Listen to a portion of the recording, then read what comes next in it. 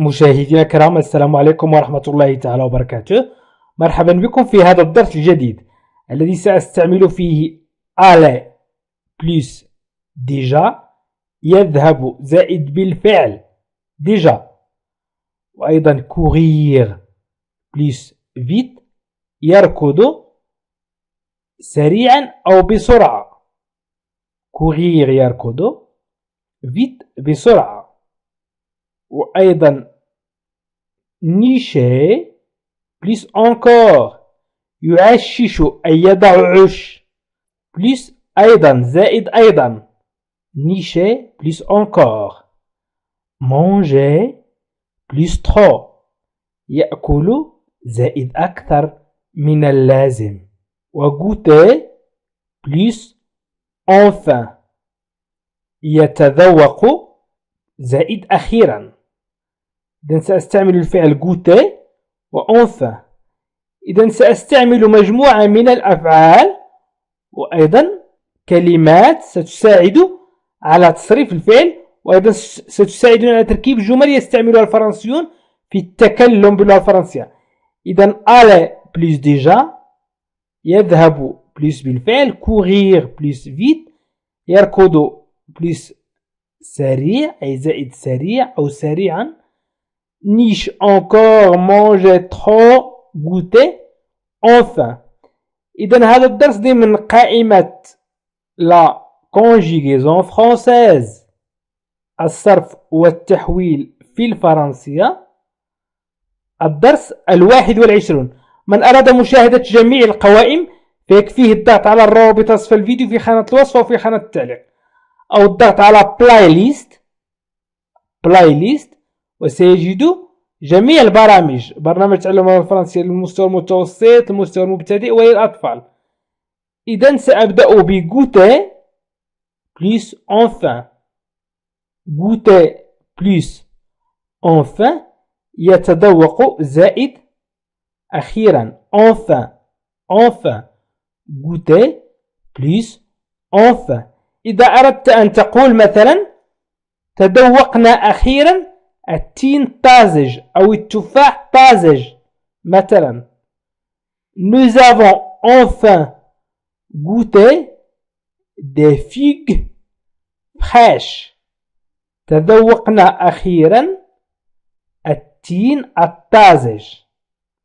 إذن nous avons enfin goûté des figues fraîches. nous avons goûté، وهو الفعل goûter مصرف إلى الباسي كومبوزي. تذوقنا الماضي، تذوقنا في الماضي، الفعل goûter مصرف إلى الباسي كومبوزي.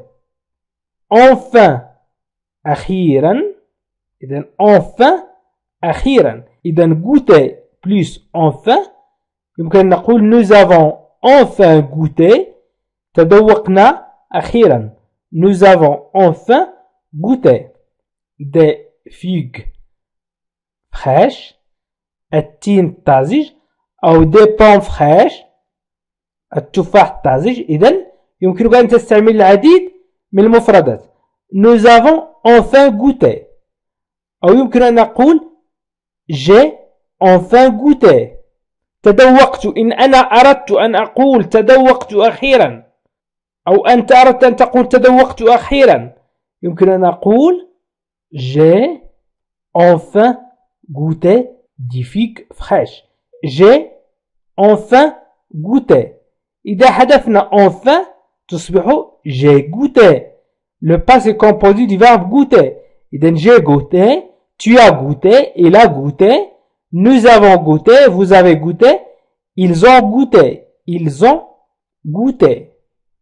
ils ont goûté أو ils ont enfin goûté. إذا استعملنا enfin والفعل goûter لتركيب جملة. ils ont enfin goûté، تذوقوا أخيرا. ils ont enfin goûté، تذوقوا أخيرا. إذا تصريف الفعل goûter هنا إلى le passé composé ونضيف عليه enfin. j'ai، tu as، et là nous avons، vous avez، ils ont.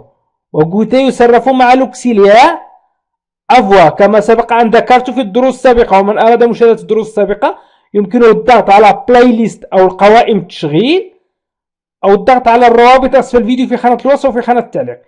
إذا سأمر الآن إلى aller plus déjà. لماذا اخترت aller؟ لأن aller يصرف مع الفعل être avec l'auxiliaire être، مع المساعد être. إذا aller plus déjà، يذهب زائد بالفعل.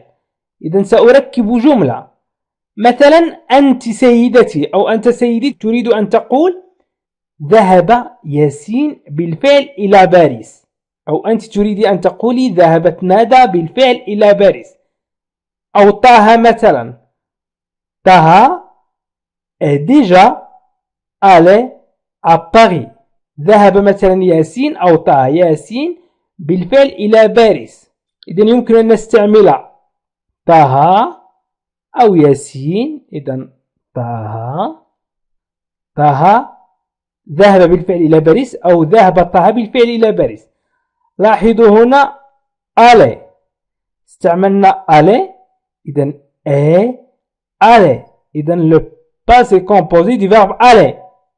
ذهب في الماضي. و déjà أي بالفعل à Paris إلى باريس. إذن طه est déjà allé à Paris. ذهب طه بالفعل إلى باريس.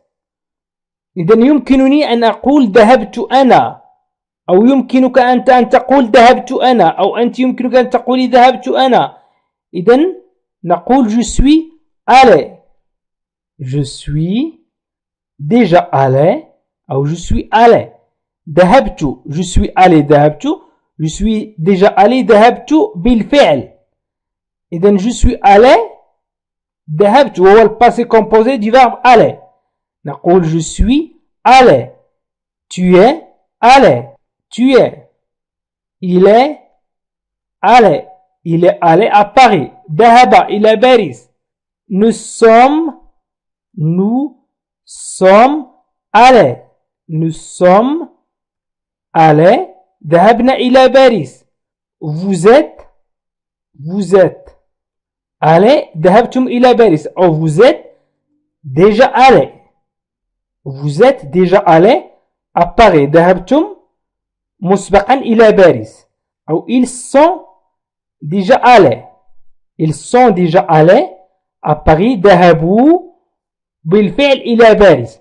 إذن هناك تقريبا ما بين 15 و 18 فعل تصرف مع être، والباقي يصرف مع avoir، وقد ذكرت هذه الدروس سابقا. إذن قلنا هنا le passé composé du verbe aller مع déjà.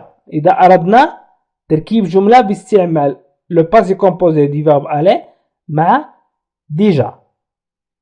إذن الفعل aller يصرف مع être. ولكن ما لم أشرحه لكم، الفعل aller في الجمع في nous وفو وإل نضيف اس، لأننا عندما نقوم بتصريف الأفعال مع être نربط بين الفعل والauxiliaire être. إذن بين الparticipe passé du verbe والauxiliaire être. إذن هنا إذا كان المذكر وإذا كان المؤنث نضيف es. إذن es للمؤنث في ال. إذا قلنا مثلا elles sont déjà allées à Paris، أي ذهبنا بالفعل إلى باريس. ذهبنا بالفعل إلى باريس. إذن نضيف للمؤنث ونضيف اس للجمع. سأمر إلى courir plus vite. courir plus vite. يركض زائد سريع. يركض سريعا أو سريع أو بسرعة. vite بسرعة. courir plus vite. إذا أردت أن تقول أو أردت أن تقولي ركضت بسرعة مثلا لمقابلته، أو ركضت أنت بسرعة لمقابلته، أو ركض هو. إذا ركضت أنت tu as vite couru ركضت بسرعة لمقابلته à sa rencontre. إذا ما يهمنا هنا tu as vite couru. إذا tu as couru سأكتب بعد ذلك سأقوم بالتلوين. إذا ركضت أو ركضت tu as couru ركضت vite بسرعة à sa rencontre لمقابلته. ركضت بسرعة لمقابلته tu as vite couru à sa rencontre. ركضت بسرعة لمقابلته. إذا tu as couru ركضت vite بسرعة à sa rencontre لمقابلته. Tu as vite couru à sa rencontre. ركضت بسرعة لمقابلته. إذا استعملت vite و courir. ولتصريف الفعل courir إلى الباسي كومبوزي مثلا tu as couru استعملنا l'auxiliaire avoir. إذا أردت مثلا أن أقول ركضت أنا سأقول j'ai vite couru. J'ai vite couru. Tu as vite couru. ركضت أنت. Il a vite couru. ركض بسرعة. Il a vite couru. ركض بسرعة. Nous avons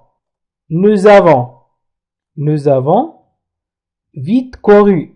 ركضنا بسرعة. Nous avons vite couru.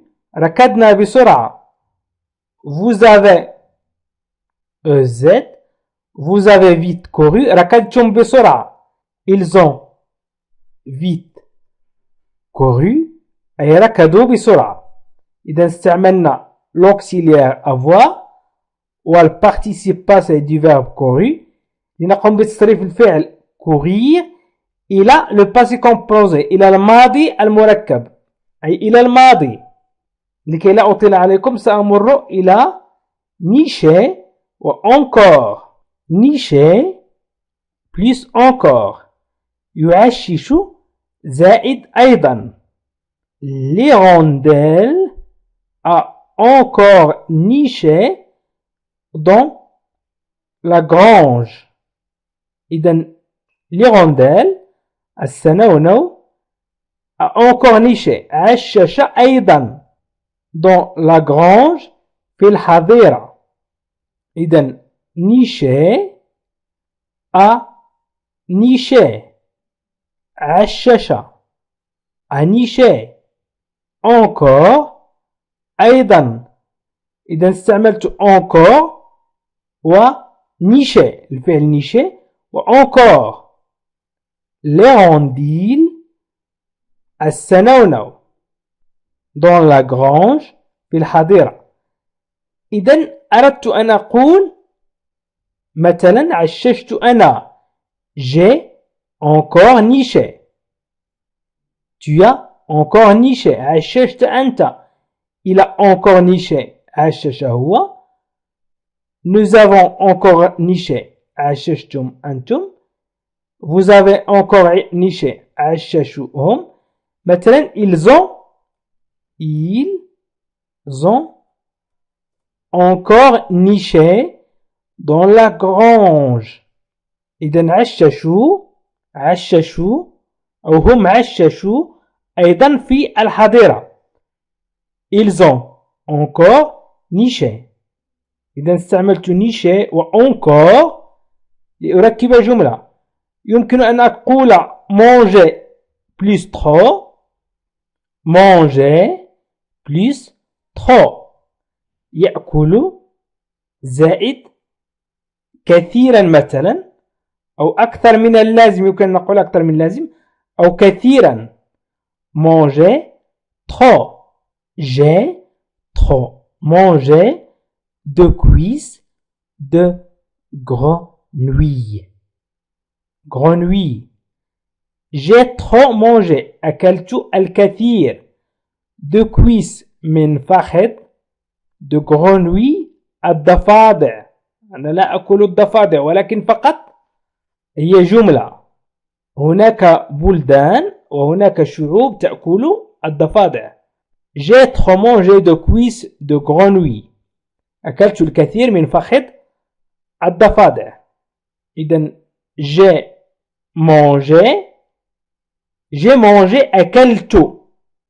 J'ai mangé أكلت. Tu as mangé أكلت. إذا حذفنا trop فنقول tu as mangé أكلت، وإذا أضفنا trop تصبح أكلت أو أكلت الكثير. tu as trop mangé أكلت الكثير. tu as trop mangé. إذن trop تعني الكثير. tu as mangé trop de cuisses de grenouille. Il a trop mangé أكل الكثير. il a trop mangé. أكلت الكثير هي elle a trop mangé de cuisses. أكلت الكثير. أو ندى a trop mangé. أو ياسين a trop mangé. a trop mangé. يمكن أن نعوض ياسين ليس بآل بل بإيل. عفوا نحذف اس. il a trop mangé. نحذف اس فقط a.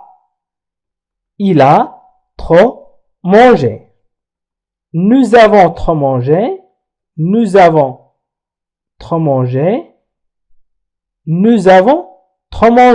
أكلنا الكثير. nous avons trop mangé. vous avez trop mangé. ils ont trop mangé. ils ont trop mangé. أي أكلوا الكثير. ils ont trop mangé أكلوا الكثير. إذن استعملت aller مع ديجا، وقلنا aller يصرف مع الفعل être. إذن استعملت aller مع déjà، وcourir مع vite، ونيcher مع encore، وmanger مع trop، وgoûter مع enfin. إذا يمكنكم مشاهدة الكلام أن تدخلوا إلى مدرسة خاصة لتعلم اللغة الفرنسية مجانا. إذن هناك برامج عديدة في هذه المدرسة أو في هذه القناة. برنامج تعلم اللغة الفرنسية للمبتدئين، وأيضا برنامج تعلم اللغة الفرنسية للمستوى المتوسط، وهناك برنامج تعلم اللغة الفرنسية للأطفال. يمكنكم أن تشاهدوا هذه البرامج بالضغط على بلاي ليست أو بالضغط على هذه الروابط، وهي موجودة أسفل الفيديو في خانة الوصف وفي خانة التعليق. سواء اضغط على لا لونغ فرانسيز وهو اسم القناة واضغط على بلاي ليست وستجد جميع البرامج، أو اضغط على هذه الروابط في خانة الوصف وفي خانة التعليق. شكرا لكم مشاهدينا الكرام، وإلى لقاء آخر فيديو آخر إن شاء الله. عزيزي المشاهد، ادعمونا بالضغط على اشتراك وفعل الجرس ليصلك كل جديد، واضغط على جيم، وشكرا لكم.